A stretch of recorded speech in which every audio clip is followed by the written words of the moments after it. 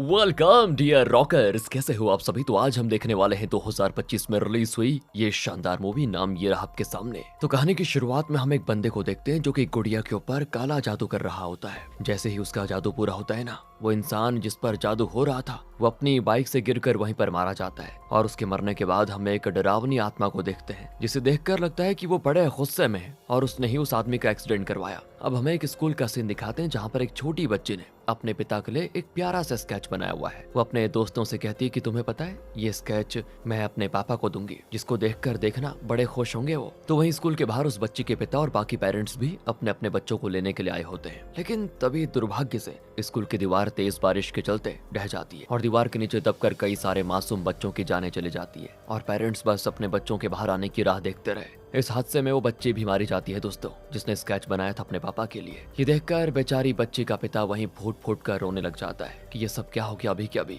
अगले सीन में हम राजू नाम के गुंडे को देखते हैं। वो वकील के भेस में दोस्तों कोर्ट आया होता है ताकि कोई उसे पहचान ना पाए। लेकिन रुद्रा नाम के पुलिस ऑफिसर ने पहले से कोर्ट में उसकी फील्डिंग सेट करके रखी होती है। अब राजू के वहां पर आते ही रुद्रा और उसके सारे साथी उसे पकड़ लेते हैं। ये राजू दोस्तों है ना, ये होम मिनिस्टर का राइट हैंड है, जिसने 15 साल की बच्ची के साथ गलत काम करके उसको मार डाला। इतना बड़ा कांड करने के बावजूद भी पुलिस वालों ने राजू को जेल में नहीं डाला, वरना होम मिनिस्टर उसका ट्रांसफर करवा देगा इसीलिए। लेकिन रुद्रा थोड़ा सख्त आदमी है, वो एक ईमानदार पुलिस ऑफिसर है। गलत चीज उससे बिल्कुल भी बर्दाश्त नहीं होती। वो ना ही किसी से डरता है और ना ही किसी अपराधी को किसी के धमकाने पर छोड़ता है। इसीलिए वो कोर्ट से ही राजू को उठाकर अपने साथ लेकर जाता है। अब होम मिनिस्टर को जैसे ही इसके बारे में पता चलता है ना, वो एसीपी मनीष को फोन करके कहता है कि मेरे बंदे को पकड़ने की तुम्हारी हिम्मत कैसे हुई, अगर उसे कुछ हो गया ना तो खैर नहीं है तुम लोगों की। ये सुनकर मनीष डर के मारे रुद्रा को फोन करता है ताकि राजू को छोड़ दे वो। पर रुद्रा कम शातिर नहीं था दोस्तों, उसे समझ आ गया था कि अब तक होम मिनिस्टर का मुंह खुल गया होगा,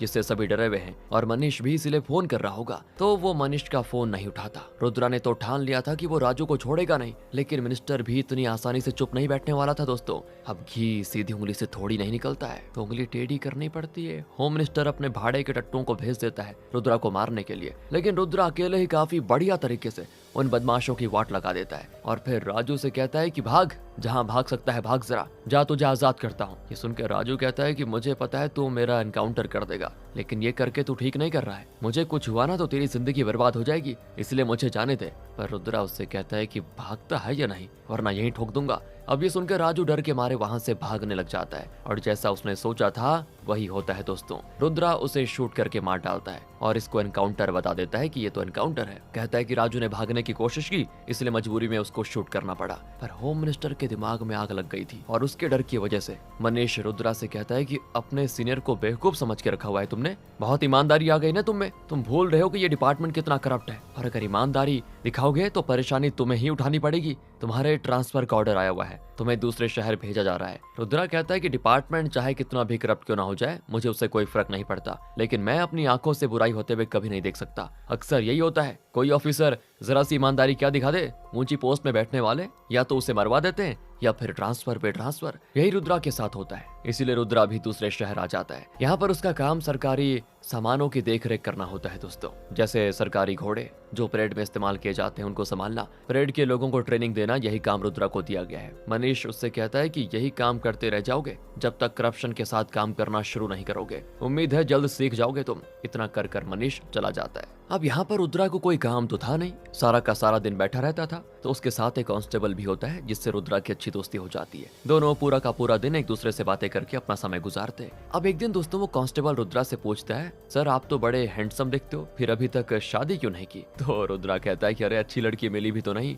कैसे करता? कांस्टेबल कहता है कि सर मेरी नजर में एक लड़की है, उससे आपको मिलवा दूं तो बताओ, बात बन जाए तो अच्छा ही होगा। रुद्रा भी मान जाता है और वो उस लड़की से मिलने चला जाता है रेस्टोरेंट, जहाँ वो लड़की जिसका नाम दिव्या है वो अपनी बहन की बेटी के साथ आई होती है और रुद्रा को ये बताती है कि ये मेरी बेटी है ताकि रुद्रा को टेस्ट कर सके। लेकिन रुद्रा उसको जैसे ही देखता है तो दिव्या उसे पसंद आ जाती है। वो उससे कहता है कि अगर बच्ची भी आपकी है तो कोई दिक्कत नहीं है, मैं इसे एक्सेप्ट कर लूंगा, तैयार हूँ मैं। तो दिव्या कहती है ये तो बस मजाक था, मेरी शादी नहीं हुई है, मैं आपको बस टेस्ट करना चाहती थी और मैंने देख लिया कि आप मेरे बारे में क्या क्या सोचते हो। लेकिन यहाँ दोनों की बातें आगे बढ़ पाती इससे पहले ही रुद्रा को लोकल एसीपी अर्जुन का फोन आ जाता है, जो उसको अर्जेंट मिलने के लिए बुला रहे होते हैं। इसलिए रुद्रा तो रेस्टोरेंट का बिल भरे बिना ही निकल जाता है वहां से, जिससे बेचारी दिव्या को बिल भरना पड़ता है। दूसरी तरफ हम एमएलए शेठी को देखते हैं, जिसे मीडिया वाले चारों तरफ से घेर लेते हैं, क्योंकि पता है उसने ही दोस्तों वो स्कूल बनाया था जिसकी दीवार गिरी थी। सिर्फ 5 साल हुए थे स्कूल बने और दीवार गिर गई। इसी के बारे में मीडिया वाले उससे बात करते हैं कि कितना घटिया और सस्ता माल लगाया आपने, जो दीवार इस तरह गिर गई। अब आखिर इसकी जिम्मेदारी कौन लेगा? कौन दिलाएगा इंसाफ इन बच्चों को, इनके माता पिता को? तो शेठी कहता है अब आंधी तूफान पर मेरा कंट्रोल थोड़ी रहेगा, तूफान से गिर गई दीवार, इसमें मेरी क्या गलती है? इतना कहकर वो निकल जाता है चुपचाप। शेठी वैसे अपने परिवार के साथ रहता है दोस्तों, और मनोज नाम का उसका एक बेटा भी है। शेठी के लिए उसका बेटा उसकी पूरी दुनिया है, जो हर बाप के लिए होती है। वैसे वो उसके लिए कुछ भी करने को तैयार है दोस्तों। अब रात को जब शेठी सो रहा होता है तो उसे घर के कांच टूटने की आवाज आती है। वो जब हॉल में आकर देखता है तो पता चलता है कि किसी ने पत्थर के जरिए कांच को तोड़ा है। घर के अंदर शेठी को एक पेपर का टुकड़ा भी मिलता है, जिसमें संस्कृत के श्लोक लिखे होते हैं। अब उनका मतलब शेठी को समझ में तो नहीं आता, लेकिन उसे एहसास हो जाता है कि कुछ तो गड़बड़ है। और दोस्तों ये पेपर का टुकड़ा उसी काला जादू करने वाले बंदे ने भेजा था, पर उसने ऐसा क्यों किया आगे पता चलेगा। तो वहीं रुद्रा अर्जुन के पास आता है। अर्जुन कहता है कि मैंने सुना तुम्हारा ट्रांसफर हुआ है, तुम्हारे रिकॉर्ड तो बहुत ही अच्छे हैं, मुझे एक खास काम के लिए तुम्हारे जैसे बंदे की सख्त जरूरत है। कल रात एमएलए शेठी का बेटा मनोज लापता हो गया है, किसी ने उसका अपहरण कर लिया है। इसलिए मैं चाहता हूँ कि तुम इस केस पे अनऑफिशियल तरीके से छानबीन करो, क्योंकि अगर ये मुद्दा पब्लिक में फैला तो प्रॉब्लम हो जाएगी और मनोज की जान को खतरा भी हो जाएगा। इसलिए मैं ये जिम्मेदारी तुम्हें देना चाहता हूँ। अगर तुम मनोज को ढूंढ लेते हो तो मैं तुम्हें तुम्हारे पुराने स्टेशन में वापस भेज दूंगा। अब ये सुनकर रुद्रा इस केस को लेने के लिए तैयार हो जाता है। वो शेठी से मिलने जाता है और पूछता है आखिरी बार आपने मनोज को कहाँ देखा था? तो शेठी कहता है वो अपने कॉलेज गया हुआ था, लेकिन वहां से वापस ही नहीं आया। रुद्रा कॉलेज आकर पूछताछ करता है तो वहां उसको एक चौंकाने वाली खबर का पता चलता है कि मनोज घर से निकलता तो था कॉलेज के लिए, लेकिन वो कॉलेज आता ही नहीं था। सारा का सारा दिन यहाँ वहाँ टाइम पास करता रहता था। रुद्रा को मनोज के 2 दोस्तों के बारे में भी पता चल जाता है, जिनके साथ वो अक्सर यहाँ वहाँ रहता था। इसीलिए रुद्रा मनोज के दोस्तों से बातें करता है कि कहीं इन्होंने ही तो मनोज का अपहरण तो नहीं किया। वो दोनों दोस्तों को धमकाते हुए कहता है कि जो भी बात है ना साफ साफ बता दो, वरना ऐसा हाल करूंगा कि जिंदगी में आगे नहीं बढ़ पाओगे। ये सुनकर डर के मारे वो दोनों कह देते हैं कि सर हमने तो कुछ नहीं किया, लेकिन एक बंदे पर हमें शक है, क्योंकि मनोज मीरा नाम की लड़की को पसंद करता है। वो दोनों बस से एक साथ ट्रेवल किया करते थे। एक दिन मीरा को एक बंदा परेशान करने लगा, क्योंकि मीरा ने उसका प्रपोजल रिजेक्ट कर दिया था। तो उस बंदे ने मीरा पर तेजाब फेंकने की कोशिश की, लेकिन मनोज ने आकर उसे बचा लिया था और उस बंदे को बहुत मारा भी। तब वो बंदा उस दिन मनोज को जान से मारने की धमकी देकर चला गया था। हो सकता है कि उसी बंदे ने मनोज का अपहरण कर लिया हो। अब ये सुनकर रुद्रा कांस्टेबल से कहता है कि तुम तो बस की जानकारी निकालो जरा, जिसमें मनोज और मीरा बैठे थे उसी की। मैं तब तक उस बंदे को ढूंढता हूँ। उस बंदे का पुराना रिकॉर्ड पुलिस वालों के पास मौजूद था दोस्तों। तो रुद्रा तुरंत ही उस बंदे के ठिकाने पर पहुंच जाता है,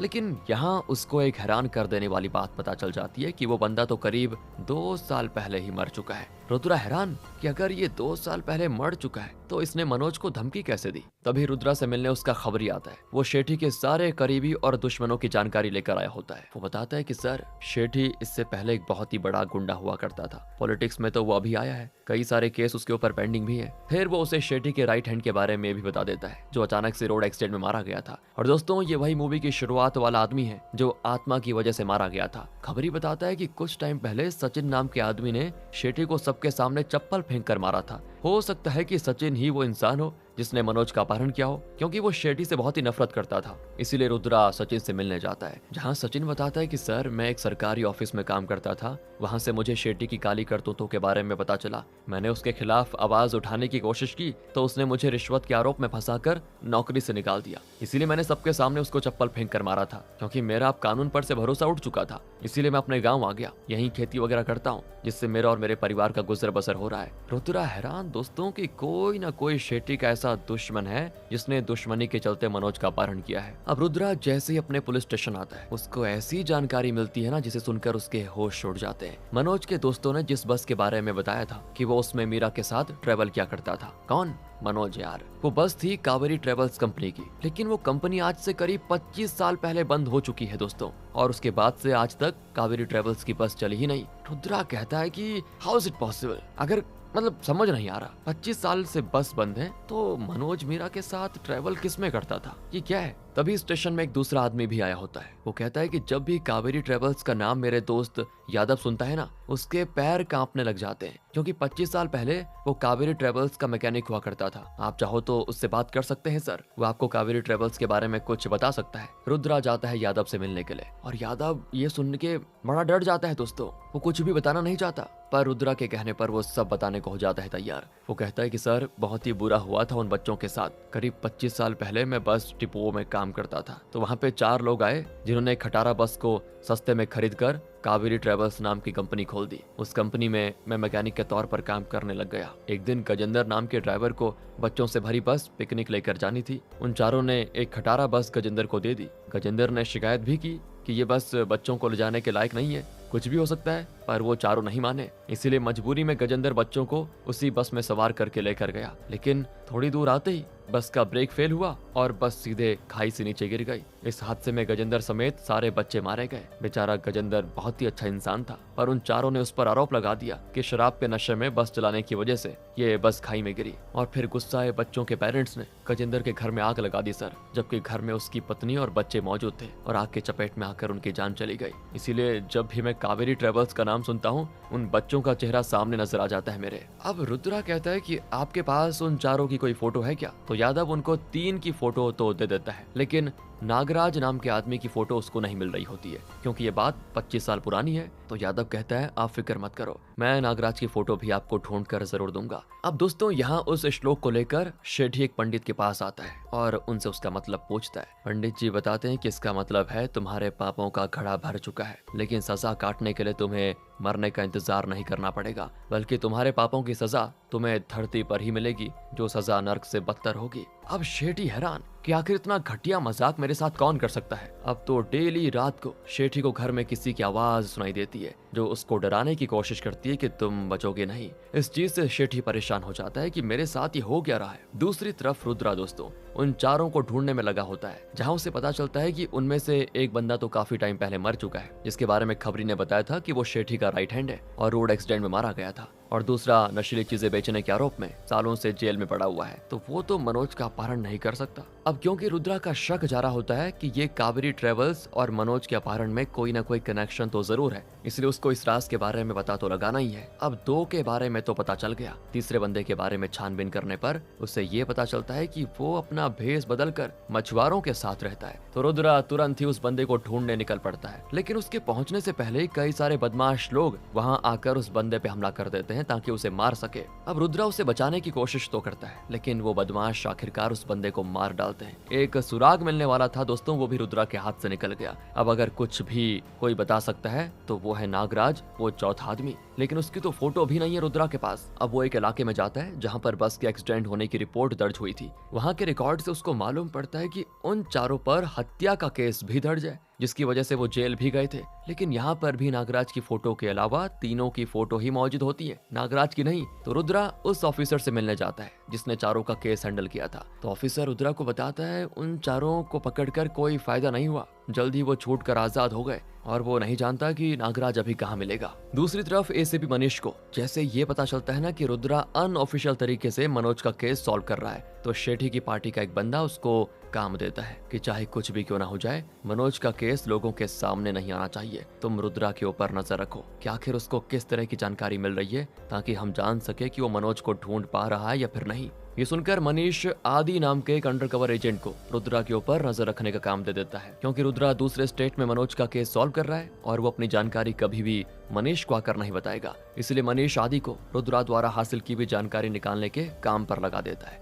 दोस्तों अगले सीन में शेठी को ना एक अननोन नंबर से वीडियो आता है जिसमें मनोज को देखा जा सकता था। उसकी हालत काफी खराब होती है। अपहरण करने वाले ने उसको बंदी बना के रखा होता है, और ये वही काला जादू करने वाला इंसान है दोस्तों, जिसे हमने मूवी की शुरुआत में देखा था। वो आदमी वीडियो कॉल करके शेठी से कहता है कि तेरे बेटे की बलि दूंगा ताकि जितने भी लोगों को तेरी वजह से तकलीफ उठानी पड़ी उनकी आत्मा को शांति मिल सके। शेठी के तो होश उड़ जाते हैं कि ये क्या हो रहा है, ये तो मेरे बेटे की बलि देने वाला है, मुझे उसे कैसे भी करके बचाना होगा। इधर रुद्रा अर्जुन से मिलने आता है और कहता है कि सर जो मैं कहूँगा आपको अजीब तो लगेगा, लेकिन मुझे ऐसा लगता है कि ये काम आत्माओं का है। 25 साल पहले जो लोग बस में मरे थे, उनका शेठी से कुछ ना कुछ लेना देना तो जरूर है, इसीलिए उन्होंने मनोज को उठा लिया। अब दोनों का कनेक्शन क्या है ये तो हमें पता लगाना होगा। अर्जुन कहता है कि पुलिस वाले होकर आत्माओं पर भरोसा करते हो, क्या जवाब दोगे मीडिया के सामने कि आत्माओं ने मनोज को उठा लिया? तो रुद्रा कहता है कि मेरा खबरी है जिसके साथ ऐसा हादसा पहले हो चुका है। फिर वो अपने खबरी को अर्जुन से मिलवाता है। वो खबरी अर्जुन को बताता है कि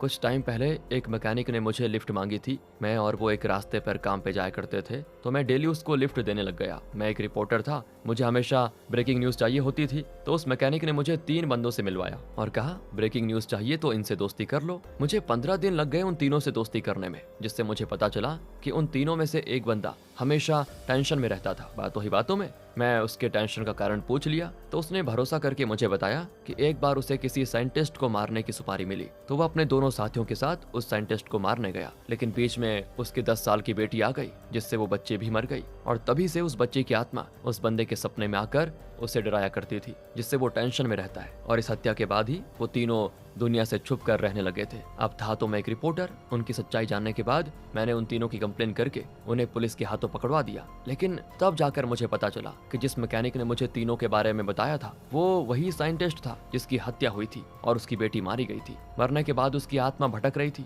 इसलिए उसने मैकेनिक के रूप में मेरी मदद की ताकि उसको इंसाफ मिल सके। ये सुनकर अर्जुन हैरान रह जाता है। वो रुद्रा से कहता है कि जो तुम्हें सही लगे करो, बस मनोज मुझे वापस चाहिए। रुद्रा मान जाता है। इधर दोस्तों उस अंडरकवर एजेंट आदि को एक लड़की आकर कहती है, मेरे पास एक कमाल की जानकारी है। मैंने रुद्रा को शेठी से रिश्वत लेते हुए देखा था। मुझे तो लगता है कि रुद्रा और शेठी मिले हुए हैं, इसलिए तुम्हें रुद्रा पर नजर रखनी होगी कि शायद वही वो इंसान तो नहीं जिसने मनोज का अपहरण किया हो। अब ये सुनकर आदि भी हैरान और अपना सारा ध्यान वो रुद्रा की ओर कर देता है ताकि उसके बारे में सब जान सके। अब कुछ देर के बाद आदि को शेठी की कॉल रिकॉर्डिंग से पता चलता है कि उस अपहरण करने वाले ने शेठी से 10 लाख फिरौती मांगी है, वरना वो मनोज को मार देगा अगर नहीं मिले तो। इसीलिए शेठी बिना पुलिस की हेल्प के उन्हें पैसे देने वाला है। आदि मनीष से कहता है कि सर आप मुझे थोड़ी सी पुलिस फोर्स दीजिए, मैं अभी जाकर उस अपहरण करने वाले को पकड़ लूंगा। मनीष चाहता तो नहीं था, क्योंकि अगर कुछ गड़बड़ी होती है तो मनोज की जान को खतरा हो सकता है, पर फिर भी वो आदि की बात मान लेता है। अपहरण करने वाले ने शेठी की पत्नी को एक ट्रेन में आने के लिए कहा होता है, वो भी अकेले। तो उसी ट्रेन में आदि बाकी पुलिस वालों के साथ छुपा होता है ताकि जो भी पैसे लेने के लिए आए तुरंत उसको पकड़ सके। लेकिन तभी वो अपहरण करने वाला शेठी से कहता है, होशियारी करके अच्छा नहीं किया तूने, भूल जा अपने बेटे को, अब वो तुझे मरा हुआ ही मिलेगा। ये सुनकर शेठी भड़क जाता है और वो पुलिस वालों से कहता है कि किसने कहा था वहाँ पुलिस भेजने को? मेरा बेटा अगर मेरे हाथ नहीं आया ना तो सबकी जान ले लूंगा। ये सुनकर मनीष और आदि दोनों परेशान कि हमसे कितनी बड़ी गलती हो गई, पता नहीं इसका अंजाम क्या होगा। अब सारे पुलिस वालों की एक बैठक होती है जहाँ कमिश्नर ये फैसला लेता है कि अब से मनोज की तलाश ऑफिशियल तरीके से शुरू होगी। अनऑफिशियल तरीके से कुछ भी नहीं हो पा रहा। हो सकता है किसी ने मनोज को देखा हो और वो हमें उसकी जानकारी दे दे, इसलिए हर तरफ फैला दिया जाता है कि मनोज लापता हो गया है। इस केस पर रुद्रा तो काम कर रहा था, लेकिन इसका इंचार्ज एसीपी मनीष होता है। रुद्रा हर सबूत के सुराग को दोबारा से छान मारता है, जिससे दोस्तों उसको एक बहुत ही बड़ी जानकारी पता चल जाती है। वो मनीष के पास आकर उसको सारी बातें बताता है कि मनोज को आखिरी बार कावेरी ट्रेवल्स की बस में मीरा के साथ देखा गया था, जबकि मीरा तो 25 साल पहले मर चुकी है, बाकी स्टूडेंट्स के साथ में। और जिस कंपनी की घटिया बस से ये एक्सीडेंट हुआ था उसके 4 मालिक थे, जिसमें से 2 मर चुके हैं, एक जेल में पड़ा हुआ है, और सबसे बड़ा मास्टरमाइंड नागराज का पता मुझे चल चुका है। ये नागराज कोई और नहीं बल्कि शेठी ही है। जी हाँ दोस्तों, यादव को नागराज की फोटो ढूंढने पर मिल गई थी, जिससे रुद्रा को पता चल गया कि नागराज ही शेठी है। उसकी वजह से ही बस के लोग मारे गए थे। तो अब उनकी आत्मा शेठी से अपना बदला लेने के लिए ये सारी हरकतें कर रही है। ये सुनकर मनीष के भी होश उड़ जाते हैं कि ऐसा कैसे हो सकता है। दूसरी तरफ शेठी के घर पर दोस्तों वही जादू वाला बंदा एक बॉक्स भेजता है जिसमें मनोज के कपड़े वगैरह रखे होते हैं, जिनमें खून लगा हुआ है। ये देखकर घर में बिल्कुल मातम छा जाता है कि मनोज अब नहीं रहा। लेकिन तब वो अपहरण करने वाला शेठी को फोन करके कहता है कि तेरा बेटा अभी भी जिंदा है, अगर उसको वापस पाना चाहता है तो जहाँ मैं कहूँ वहाँ तुझे आना होगा, वो भी अकेले, और अपना फोन भी घर पे छोड़ देना होगा ताकि पुलिस वाले तुझे ट्रेस करते हुए वहाँ ना आ पाए। और हाँ, याद रखना, इस बार कोई होशियारी की तो बस तेरे बेटे का अंत नजदीक। शेठी कहता है कि मैं आ रहा हूँ, मेरे बेटे को कुछ मत करना। वो घर में किसी को भी अपने साथ न ले जाकर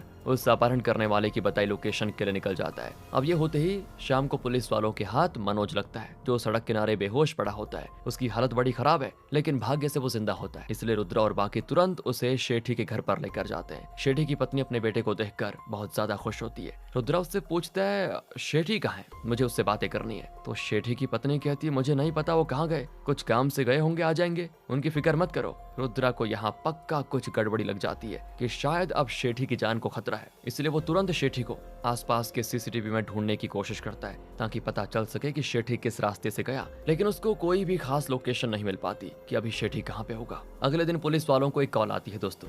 रुद्रा अपनी टीम को लेकर तुरंत कॉल पर बताई हुई जगह पर जाता है, जहां शेठी की एक्सीडेंट हुई गाड़ी खाई में गिरी हुई नजर आती है, लेकिन उसमें शेठी मौजूद नहीं होता। गाड़ी की हालत देखकर ऐसा लगता है कि किसी बड़ी गाड़ी ने टक्कर मारकर उसे खाई में गिराया हो। लेकिन आसपास के लोगों का कहना होता है ये जगह पहाड़ी पर बनी हुई है, यहाँ बड़ी बड़ी गाड़ी नहीं चल पाती। लेकिन तभी वही चाय की टपरी लगाने वाला एक आदमी आकर रुद्रा को बताता है कि मैंने कल एक बस को यहाँ देखा था जिसमें कई सारे बच्चे मौजूद थे। अब रुद्रा ये सुनते ही तुरंत कावेरी ट्रेवल्स की वो बस उसको दिखाते हुए कहता है क्या यही बस देखी तुमने? तो चाय वाला कहता है कि जी सर यही बस थी और यही बच्चे उसमें बैठे हुए थे। जो सुनकर रुद्रा और बाकी सारे पुलिस वाले हैरान कि 25 साल पहले एक्सीडेंट हुई बस ने यहाँ आकर शेठी की गाड़ी को खाई में गिरा दिया और ये वही जगह थी जहां से बच्चों की बस नीचे गिरी थी। पुलिस वाले यकीन तो नहीं करना चाहते दोस्तों आत्माओं की बातों पर, लेकिन सबूत देखकर मजबूरन उन्हें भी यकीन करना ही पड़ता है। तो वहीं पुलिस वाले अभी तक शेठी की लाश ढूंढने में लगे होते हैं, पर उन्हें वो कहीं नहीं मिलती। मिलेगी भी कैसे, क्योंकि शेठी को रुद्रा ने मार जो डाला दोस्तों। अब यहाँ पे मूवी का प्लॉट रिवील होता है जो आपके होश उड़ा देगा। रुद्रा जब शेठी की जानकारियां निकाल रहा था तो उसको उसके काले करतूतों के बारे में पता चला और उसकी मुलाकात उस पिता से हुई जिसकी बच्ची स्कूल की दीवार गिरने से मर गई थी। वो पिता इतने गुस्से में था ना कि वो शेठी की जान ले ले। रुद्रा को तो पता था कि अगर शेठी जेल गया तो ज्यादा से ज्यादा 2-3 दिन में बाहर आ जाएगा, इसलिए इस तरह के हैवान को कानून के तरीके से नहीं बल्कि किसी और तरीके से मारना होगा। ये था रुद्रा का प्लान। इसीलिए रुद्रा उस पिता के साथ मिलकर शेठी को फंसाने का प्लान बनाता है। जो इंसान हमें काला जादू करते हुए नजर आया वो उस बच्चे का पिता था। उसने और रुद्रा ने मिलकर मनोज का अपहरण किया, लेकिन वो मनोज को कभी नुकसान नहीं पहुंचाना चाहते थे। वो उसके जरिए शेठी को फंसाकर उनके ठिकाने पर लाना चाहते थे ताकि वहां उसकी जान ले सके। मनीष ने रुद्रा पर नजर रखने के लिए आदि को उसके पीछे लगा दिया था और आदि इस केस की जानकारी निकालता तो रुद्रा की सच्चाई सामने आ जाती। इसीलिए रुद्रा के ही दोस्त ने आदि को झूठी खबर दे दी कि वो शेठी के साथ मिला हुआ है। इसीलिए आदि का सारा ध्यान शेठी और रुद्रा के बीच के कनेक्शन ढूंढने में निकल गया और तब तक रुद्रा ने अपना प्लान अंजाम दे दिया। इसके बाद हमें उस टाइम का सीन दिखाया जाता है जब शेठी अकेले गाड़ी लेकर अपहरण करने वाले बंदे से मिलने गया। वहां पर आते ही उसको रुद्रा नजर आया और तब वो शेठी से कहता है कि तेरे पापों का घड़ा भर चुका है, इसीलिए मैं तेरा काल बनकर आया हूँ ताकि तुझे मौत से भी बदतर सजा दूं। शेठी कहता है कि तुझे सच में लगा कि मैं कहीं भी अकेले आ जाऊंगा? और वो तुरंत ही अपने ढेर सारे गुंडों को बुला लेता है जो चुपके से यहाँ पर आए हुए थे। वो सारे गुंडे रुद्रा से लड़ने लग जाते हैं ताकि उसकी जान ले सके, लेकिन रुद्रा की आंखों में तो खून सवार था। वो मासूम बच्चे जो स्कूल की दीवार ढह जाने से मारे गए, वो स्टूडेंट्स जो पिकनिक के सफर पर खुशी खुशी निकले थे लेकिन उनका यह सफर जिंदगी का आखिरी सफर बन गया, उन सब का बदला आज रुद्रा लेना चाहता था। इसलिए हिम्मत करके वो उन गुंडों से लड़ता है और एक एक करके उन्हें जान से मार देता है। जिसके बाद बारी थी शेठी की। शेठी रुद्रा से कहता है कि आखिर तेरी मुझसे दुश्मनी क्या है? मैंने तेरा क्या बिगाड़ा? मेरे पापों की सजा देना चाहता है ना तो मुझे जेल भेज दे, पर जान से मत मार। और तब दोस्तों हमें बताया जाता है कि गजेंद्र जो उसी बस का ड्राइवर था उसी का बेटा है रुद्रा। झूठा आरोप लगाकर शेठी ने गजेंद्र को फंसा दिया था कि गजेंद्र की वजह से एक्सीडेंट हुआ और लोगों ने गजेंद्र के घर में आग लगा दी। लेकिन रुद्रा की मां ने बड़ी मुश्किल से रुद्रा को खिड़की के जरिए भगा दिया, लेकिन अपने दूसरे अपाहिज बेटे जो चल नहीं सकता था उसको बाहर निकालने के चक्कर में उन दोनों की जानें चली गई। और ये मंजर जब रुद्रा ने अपनी आंखों से देखा ना तभी से उसने कसम खा ली थी कि वो नागराज को छोड़ेगा नहीं। बचपन से आज तक वो नागराज की तलाश में था लेकिन उसे वो नहीं मिला, पर अब जाकर उसको पता चला कि शेठी नागराज है। तो रुद्रा अपने परिवार की मौत का बदला लेते हुए उसे जान से मार देता है और ये होते ही मीरा के साथ साथ सारे बच्चों की आत्माओं को शांति मिल जाती है जो उस बस हादसे में मारे गए थे। आज अगर इन आत्माओं ने रुद्रा की मदद नहीं की होती तो शायद कभी रुद्रा को शेठी का केस नहीं मिलता और हमेशा शेठी खुलेआम घूमता। मनोज को मीरा का नजर आना वो सब मीरा की आत्मा का खेल था ताकि कैसे भी करके शेठी को उसके किए की सजा हो सके, जिसमें वो आखिरकार कामयाब रही। शेठी को उसके पापों का फल मिल गया और इसी कमाल की एंडिंग के साथ दोस्तों ये कहानी यहाँ पे खत्म होती है। बाकी आप बताइए कैसी लगी, मिलते हैं आपसे अगली वीडियो में। ध्यान रखिएगा अपना and finally thanks for watching.